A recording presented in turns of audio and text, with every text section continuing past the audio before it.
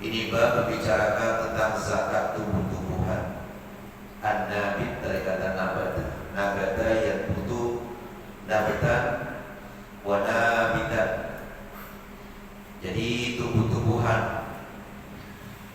Tumbuh-tumbuhan ini termasuk asyajar dan az-zar'u. Kalau syajar itu pohon yang biasanya punya cabang. Kayak pohon anggur kan ada cabangnya itu. Ya. Sedangkan az-zar'u ma laisa lahu syaqun, enggak ada cabangnya. Kayak korma, padi, kan punya cabang, dia lurus saja. Jadi an-nabi ini termasuk asyajar waz-zar'u. Pohon zar'u itu pohon juga, hanya bedanya antara asyajar dengan az-zar'u. Kalau asyajar ma lahu syaqun, punya cabang. Sedangkan az-zar'u ma laisa lahu syaqun, tidak punya cabang. Al-aslu fi wujubiha qabla al-ijma'i ma'a ma ya'ti qauluhu ta'ala. Dalil tentang kewajiban zakat tumbuh-tumbuhan sebelum adanya ijma' ulama, serta apa yang datang dari firman Allah Subhanahu wa taala, yaitu wa atu haqqahu yauma hasadi. Kamu tunaikanlah haknya, maksud zakatnya, zakat dan tumbuh-tumbuhan kapan? Yauma hasadihi, di waktu atau di hari memetik hasilnya, di waktu panen. Ya. Jadi begitu kita panen padi, ya nggak langsung dikeluarkan, biasanya kan nanti dijemur dulu, ya digil apa namanya, iles dulu, iles itu artinya dirontokin dulu. Jadi zaman dulu orang dulu kakinya kuat-kuat, itu padi yang masih ada tangkainya diikat, tapi udah kering, itu dia dirontokin atau diiles pakai kaki aja, kaki nggak pakai sendal. Coba ya nih, kakinya kuat banget, coba kita berdarah-darah. Kan padi itu ujungnya tajam, dia enggak enak, kumus cepet banget. Nah belakangan ini digebrak, tahu digebrak, ya gitu ya. Kalau dulu enggak, diiles pakai kaki itu zaman dulu, karena saya ngerasain juga bantu-bantuin aja gitu. Ya karena udah biasa kaki jadi kembang, udah gak sakit lagi. Nah jadi biasanya itu sudah dikeringin. Nah kalau padi itu dikeluarkan sudah berupa beras. Bisa juga berupa gabah, tapi 2 kali lipat. Kalau berupa beras 5 wasang, 5 karung. Kalau masih berupa gabah 10 karung, gitu, ya. Jadi di sini penjelasannya 5 wasang itu kalau sudah berupa beras. Wa atu haqqahu yauma hasadihi, ini dalil tentang zakat tumbuh-tumbuhan. Tunaikanlah zakatnya pada hari memetik hasilnya. La zakata fi syai'in minhu illa fi 'uqabin wa 'inabin. Tidak wajib zakat pada sesuatu daripada tumbuh-tumbuhan kecuali pada tumbuhan yang berupa korma dan anggur. Korma tentunya udah matang. Anggur setelah dia sudah dijadikan az-zabib, sudah dijadikan apa namanya itu, dikering, bika kismis, ya kismis az-zabib. Nah, jadi nanti kalau beras itu dia cara mengukurnya pakai timbangan, itu dikatakan mud. Sedangkan korma atau kismis itu kan nggak mungkin berupa kalau beras itu dia berupa literan, mud literan. Sedangkan kalau korma kismis itu berupa arritul. Ritel itu kaki, ya. Jadi ritel itu dia beratnya 8 ons, nggak sampai 1 kilo. 1 kilo berat 2 on. Nah jadi kalau beras pakai literan, sedangkan korma pakai timbangan arritul. Nah itu dikatakan hanya korma dan anggur, wa ma saluha lil khabazi minal hububi, dan apa-apa yang pantas, yang patuh yang untuk dijadikan untuk dibuat roti dari biji-bijian. Dan jadi biji-bijian yang bisa dijadikan roti, ya kalau orang Arab makan roti memang makan pokoknya, itu maka wajib dizakati. Apa saja itu? Burrin, seperti gandum. Gandum itu buat ya dijadikan roti nanti. Wa syairin, syairin itu ya semacam keluarganya gandum deh. Ya sebenarnya kalau bahasa kita jawabut. Jawabut itu ya kalau kita makanan burung. Ya mungkin bisa juga kalau masih muda itu bisa di lunak dia katanya ya. Di dalam kamus ya lunak dia, itu syair. Kemudian wa aruzin, beras. Ini yang kita makan. Wa adasin, kacang adas. Wa dzurratin, jagung. Itu termasuk apa-apa yang bisa dijadikan atau dibuat roti. Wa baqilin, kacang polong. Kacang polong. Wa duhnin, ini dia semacam juga ya. Semacam apa namanya itu ad-dzurrah ya. Semacam gandum tapi dia lebih kecil ya, lebih kecil. Illa annahu asgharu habban, lebih kecil. Kemudian wajulban atau wajulabban, ini nama tumbuh-tumbuhan. Nah jadi ini semua adalah tumbuh-tumbuhan yang patut yang bisa dijadikan roti, maka karena memang makanan pokok dan bisa disimpan lama, maka wajib dizakati. Di samping korma dan anggur atau kismis. Wa in kana yukalu nadiran, sekalipun itu yang disebutkan tadi jarang dimakan. Kita paling arus saja, kita hanya makan beras. Ya ternyata bukan makan beras. Itu bahasa potong letter aja ya, yaitu makan nasi gitu. Nah jadi semuanya itu wajib dizakati sekalipun jarang kita makan. Hanya satu saja, yang lain-lain itu burrin, syairin, adasin, dzurratin, ya jagung jarang-jarang dan bukan makan pokok kita. Itu wajib dizakati. Bi khilafi ma yukalu tana'uman, beda apa-apa yang dimakan hanya untuk bersenang-senang ya, seperti kopi itu buat santai ya, sambil rokok ya, kopi itu gak wajib. Tafakuhan, atau untuk berlezat-lezat seperti apel, buah-buahan, fakihah itu kan buah-buahan, itu gak wajib disakati. Wa dzalika li akhbarin rawaha Abu Dawud wa ghairuhu. Ini berdasarkan hadis-hadis Rasul yang diriwayatkan oleh Abu Dawud dan selain Abu Dawud. Kemudian berapa persen yang wajib kita zakati? Wa wajibuhal ushru in suqiyat bila mu'natin.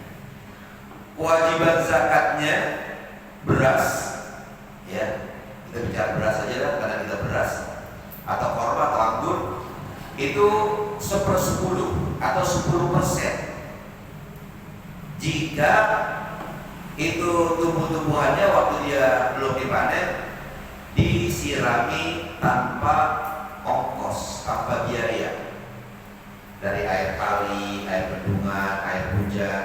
Jadi diairi dengan air yang tidak pakai beli. Maka nanti kalau panen dikeluarkan zakatnya 10%.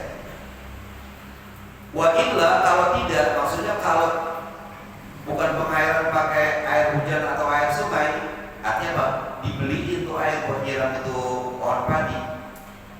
Fanis buhu, maka wajib zakatnya separuh dari pakai ongkos. Artinya apa? 5%.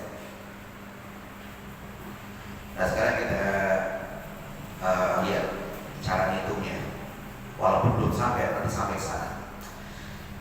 Kita bicara katalah beras. Beras itu tentunya dia pakai referan mud. Kata Rasulullah, tidak wajib zakat kalau belum sampai 5 karung. Khamsatu awsuq, 5 karung. Nah, 5 5 karung itu atau 1 karung itu berapa sih ukurannya? Berapa liter? Sekarang gini, 1 wasak itu 60 sok. 1 wasak 60 sok. 1 sok itu, sok itu artinya gantang. Gantang fitrah. Kita kalau keluarin zakat fitrah kan 3,5 liter, hampir 4 liter. Jadi 1 wasak sama dengan 60 sok. 1 sok 4 mud, 4 liter. 5 wasak, 1 wasak 60 sok, 1 sok 4 mud. Jadi kalau begitu 5 wasak kali 60. Karena 1 wasak 60 sok. 5 kali 60 sama dengan 300. 1 sok 4 mud, 300 kali 4. 3 kali 4 12, 1200. Nah, itu udah disol. Jadi kalau kita panen beras, panen padi sebanyak 1200 liter, berapa wajib kita keluarkan? Tergantung. Kalau pohon padi kita waktu itu nggak pakai beli air hujan, air bendungan, air kali, maka dikeluarkan 10%. Jadi 1200, 10%-nya adalah 120 liter. Kalau 10%, karena airnya gampang, nggak pakai beli. Tapi kalau airnya itu pakai beli 1 truk kayak tukang air di sekolah gitu, 2-3 kali beli lagi, ini banyak modalnya. Itu hanya 5%, berarti separuh dari 120. Jadi hanya 60 liter, 60 mud. Itu kalau beras pakai literan. Nah sekarang kalau korma atau kismis, dia ditimbang. Itu dia kalau sudah mencapai 1.600 kati, 1.600 liter. Ingat, 1 liter itu 8 ons. Kemudian 1 mud itu, 1 mud itu seberat 1/3 liter. 1 mud sama dengan 1/3 liter. Nah, sekarang kita kaliin. Kalau tadi kan kalau pakai literan berapa? 1.200.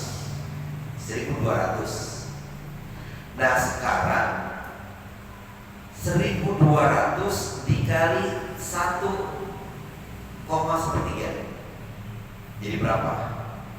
Nah itu kalau kita lihat 120 kali 1 aja 120. Kemudian yang 1/3, 120 dibagi 3 berarti 400. Jadi 1.600 kati. 1.600 kati. Nah, 1 katinya itu 8 on. Kalau begitu, kalau dikiloin berapa kilo? Kalau kati itu timbangan zaman dulu, zaman sekarang juga ada kan. Paling-paling kalau pun ada itu hanya di museum aja kan, museum Islam. Kati itu apa sih? Nah, kalau dikiloin cara kita, ya, yaitu 1 kati 8 on, 1.600 liter. Tadi kita hitung itu dikali 8 on sama dengan 1.280 kg. 1 ton 280 kg. Itu kalau pakai kiloan. Ya seperti kata korma, kismis. Maka dizakati kalau memang kagak pakai beli air atau nyiraminnya 10%. Jadi kalau 1.280 ya 128 kilo. Kalau pakai beli ya setengahnya, berarti 64 kilo. Nah gitu ya. Jadi itu kita harus sesuaikan dengan zaman kita. Karena ini yang namanya reblon, kati, mud itu kan istilah-istilah fikih zaman dulu. Nah zaman sekarang kilowatt sama literan. Nah jadi kembali kepada pembicaraan kita di sini, insukiyat bila mu'natin itu 10% zakatnya kalau tanaman tadi, tumbuh-tumbuhan tadi disiram tanpa biaya. Wa illa kalau tidak, artinya pakai biaya, badisbuhu separuh dari 10%, jadi 5%. Ainisbul ushri artinya separuh dari 10%. Kenapa begitu? Liziqalil mu'nati bisani wa khiffatiha fil awwali. Karena berat biaya pada yang kedua. Yang pakai beli air seminggu 2 kali beli air itu berat biaya. Lah kalau ini yang biasa nyawa ya, habis masuk kali tahu itu biasanya habis masuk ya. Kalau berapa bulan sih sampai panen dari mulai nanam itu 4 bulan kali ya. 4 bulan kali ya, karena kita udah ada 4 bulan. Lah kalau seminggu 2 kali berarti kali 4 kalau sebulannya 8 kali kali 4 lagi, masya Allah, gede itu biayanya. Nah karena itu kena biaya gede maka separuh dikatakan lisikolil mu'nati bisani 5% dikeluarkan zakatnya. Kenapa? Karena berat biaya pada yang kedua, wa khiffatiha fil awwali, dan yang 10% itu kenapa? Karena ringan pada yang pertama. Karena yang pertama gak pakai beli air buat nyiramin, air kali aja ya, air hujan karena banyak hujan gitu. Wal aslu fihi ma khabarul Bukhari. Dalil tentang zakat yang 10% dan 5% ini berdasarkan hadis Nabi yang diriwayatkan oleh Imam Bukhari, yaitu fima suqiyatis sama'u wal uyudu aw kana athariyan al-ushur wa fima suqiya bin nadhi nisbul ushur. Ini hadis Nabi yang diriwayatkan oleh Imam Bukhari, yaitu tanaman-tanaman yang diairi dengan air hujan, wal uyuni mata air, bukan air mata air. Jadi air keluar aja gitu, kayak di sumur. Coba dulu kampung kita semua pakai sumur, yang gali Bapak Nani almarhum, maaf, tunanetra tapi bikin sumur cakep, lurus dari atas ke bawah, nggak bencong. Yang matanya melek malah bikin sumur apa? Mencong-mencong dia lurus aja. Padahal tunanetra bikin beduk, cakepan dia hasilnya dibandingkan yang melek sampai bertiga bikin beduk. Kita kan setahun sekali setiap menjelang puasa bikin beduk. Padahal dia sendiri bikin cakep banget hasilnya. Bikin rak kayu. Bagaimana cara potongnya? Bagaimana cara nyerutnya? Bagaimana cara ngebornya? Orang pun tak bisa. Masya Allah. Itulah lebih dari Allah Subhanahu Wa Taala. Itu kalau jual gali sumur, ya tentunya dibantu sama yang melek untuk angkatin tanah. Itu nanti kalau sudah dalam sekian meter itu keluar air dari kanan kiri sekitar keluar ya, kita lihat dari atas keluar sampai turun ke atas. Nah itu namanya al-uyun, mata air, bukan air mata itu ya. Nah dari al-uyun, jadi tanaman-tanaman yang diairi dengan air hujan, dengan mata air, au kana atadiyan, atau air tanah. Air tanah maksudnya gini, ada genangan air di sana pohon padi. Nah itu akarnya itu dia menyerap atau menghisap air-air yang di genangan tadi. Ya, atau di sana ada pohon anggur, pohon korma, itu kan akarnya dia mencari air. Karena di sana ada genangan air, nah dia hidup nggak boleh disiramin. Itu namanya azaliyah. Ya. Jadi azaliyah itu ma yashrabu bi uruqihi li qurbihi minal ma', yaitu dihisap, diminum dengan akar-akar tumbuh-tumbuhan. Kenapa? Lantaran dekatnya dengan genangan air. Ya, begitu.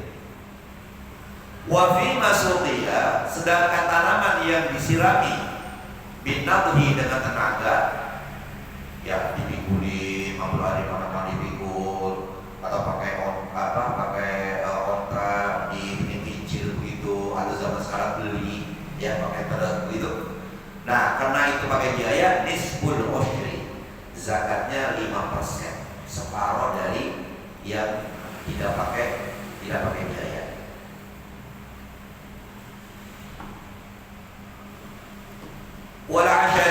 fathil musallasati, sedangkan asyari dengan dibaca fathah yang bertitik 3 maksudnya azari.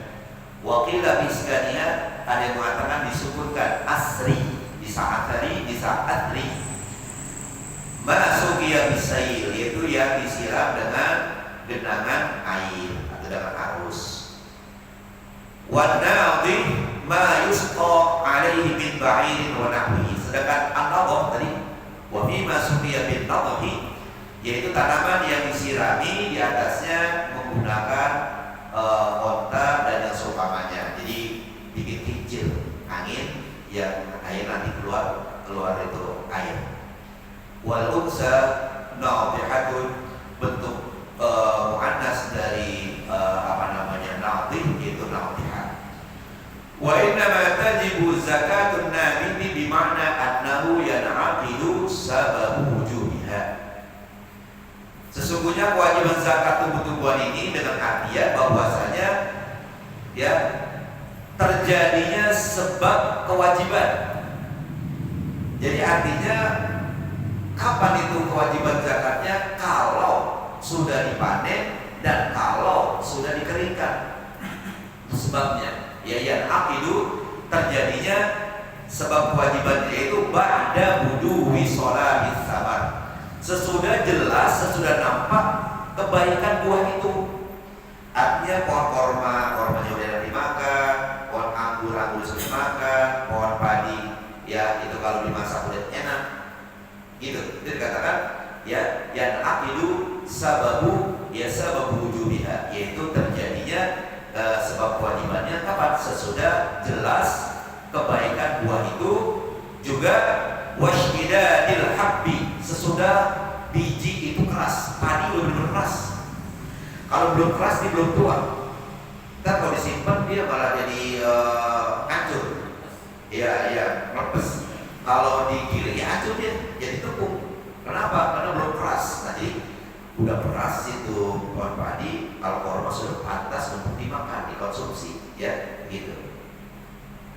Wa hadza min ziyadati, ini katanya merupakan tambahan dari aku. Wa huwa ta'biru syaikhaini ka ghairihima, ini merupakan ibarat ungkapan dari dua syekh.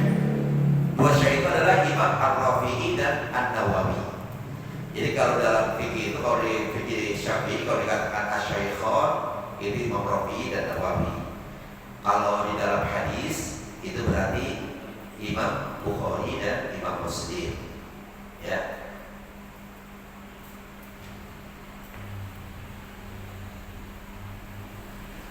Ya dulu kali ya, karena kita mau baca gitu begitu. Saat ini sekurang 2 menit malah ini. Insyaallah kita lakukan faqaulul asri tukhraju dan selanjutnya. Ya, kita udah tahu dah tuh istilah-istilah tadi, istilah umum, istilah ritulun, ya hati. Jadi udah bingung lagi apa istilah-istilah itu. Dan 5 wasak itu, 5 karung tentunya beda dengan karung yang kita kenal kali ya. Nah, 1 wasak itu 60 sok. 60 sok itu kali 4. Berapa dia? Baik para jemaah, kita lagi baca kita pada halaman berapa kemarin itu. Catatan saya di sini wa mimma yuta'akkadul ihtirazu anhu. Iya. 66. Oh 76.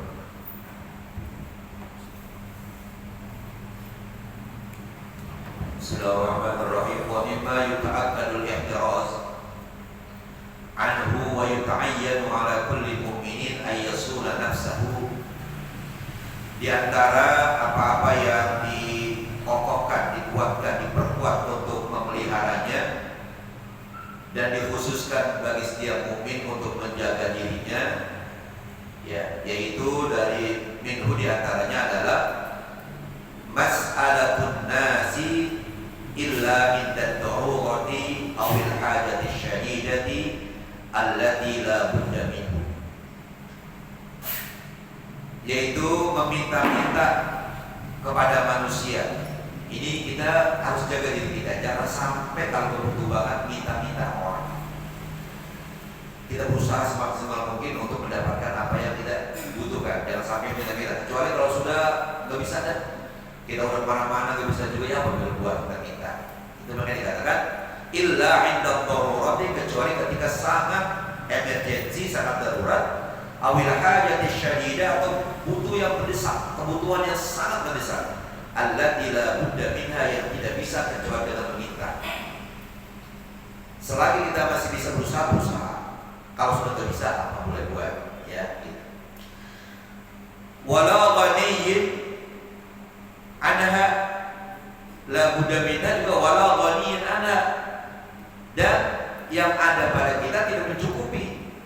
Padahal kita kebutuhannya katakanlah 10, yang ada hanya 5. Kita berusaha untuk mencari yang 5, nggak bisa juga, ya mau berbuat, ya, gitu. Qala Rasulullah sallallahu alaihi wasallam, Rasulullah SAW bersabda, la tahillul mas'alatu li ghaniyyin wala li dhi dirratin sawiyyin. Tidak halal meminta-minta bagi seorang yang kaya, bagi seorang yang berkecukupan. Dan juga tidak halal meminta-minta li dhi dirratin bagi orang yang masih kuat, ya, sawiyyin. Masih kuat apanya? Tubuhnya masih steril, gak sakit-sakitan, gak pantas dia minta-minta, ya, gak pantas dia apa, nyari sana nyari sini, ya, apalagi dia kaya, gitu. Tapi kalau dikasih lain, yang gak boleh minta. Kalau dikasih makruh untuk nolak, karena kalau kita nolak nanti yang ngasih itu jadi narik diri, jadi korban perasaan. Kalau orang hadiah terima, karena dulu ada orang begitu dikasih hadiah, jangan. Jadi kita ambil aja dulu. Kalau memang kita nggak butuh, kita hadiah dari orang. Jadi orang itu berpahala karena ngasih kita, dan kita berpahala karena ngasih orang lain. Jadi nggak begitu mau dikasih apa mau jangan. Itu kan jadi yang memberikan hadiah itu jadi apa? Jadi korban perasaan. Ya alhamdulillah saya terima.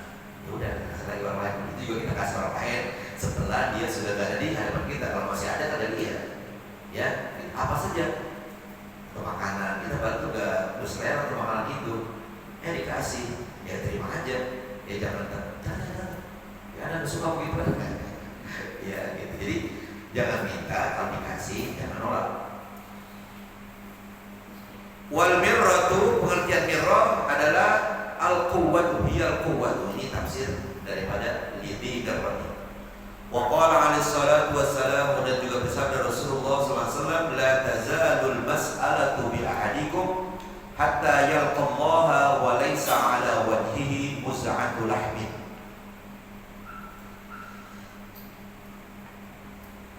Kebiasaan atau tabiat suka meminta-minta. La tazalul mas'alah, terus menerus dia meminta-minta, biahadikum, dengan salah seorang di antara kamu. Terus dia minta hatta yalqallaha, sampai dia nanti berjumpa kepada Allah Subhanahu wa taala, wa laisa ala wajhihi, di mukanya tidak ada muz'atul lahmin, sekerat daging pun.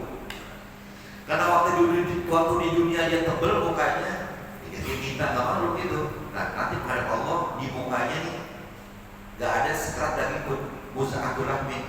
Kenapa? Ya karena di dunianya dia udah tebal mukanya, maka di akhirat dia tipis tuh mukanya, udah gak ada daging lagi. Alhamdulillah dari serem kan kita kalau melihat semacam itu. Orang belum masih kurang 3 menit. Ya, gitu. Bapak Rasulullah SAW, mas'alatul ghani narun. Ya, permintaan orang kaya itu merupakan api. In u'tiya qalilan fa qalilun, jika diberikan sedikit, sedikit juga apinya. Wa in u'tiya katsirun fa katsirun, kalau diberikan banyak, banyak juga apinya nanti. Gitu. Jadi kita mari selagi kita masih bisa berusaha